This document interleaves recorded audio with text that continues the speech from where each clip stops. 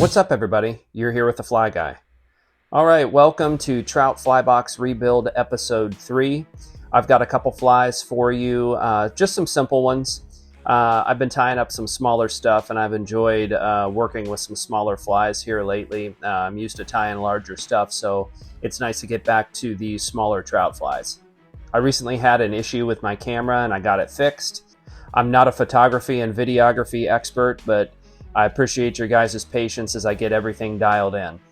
The previous episodes are linked below, so make sure to check those out and subscribe so you don't miss the future episodes. All right, let's get into it.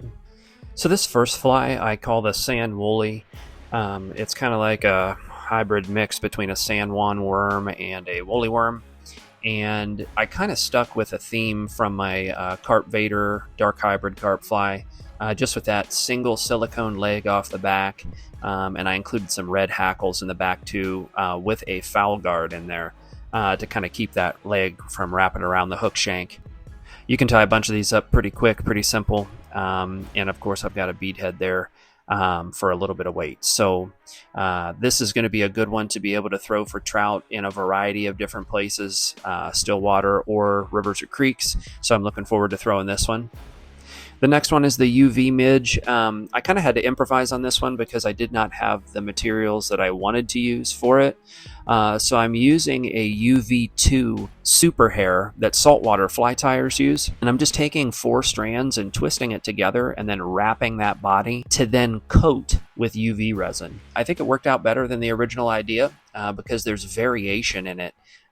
When the UV resin is applied, and it looks more natural. You got to have these color midges in your fly box. This is a little bit larger one, but got to have these if you're going to be going after trout. Either of these flies, the sand woolly or the UV midge, could be used for panfish, carp, or trout. Definitely a multi-purpose fly. So hopefully this gave you some ideas, and you guys can tie some of these up. The tying recipes for these flies will be linked below at tfgflies.com. All right, well, that's it. The UV Midge and the sand woolly. I'm looking forward to throwing those in Maryland, actually. Those 2 flies I know I'm going to use there, so looking forward to getting back there and throwing those at some rainbows and browns. Make sure to subscribe so you don't miss the rest of the series, and I appreciate your guys' patience with me as I get my camera dialed in.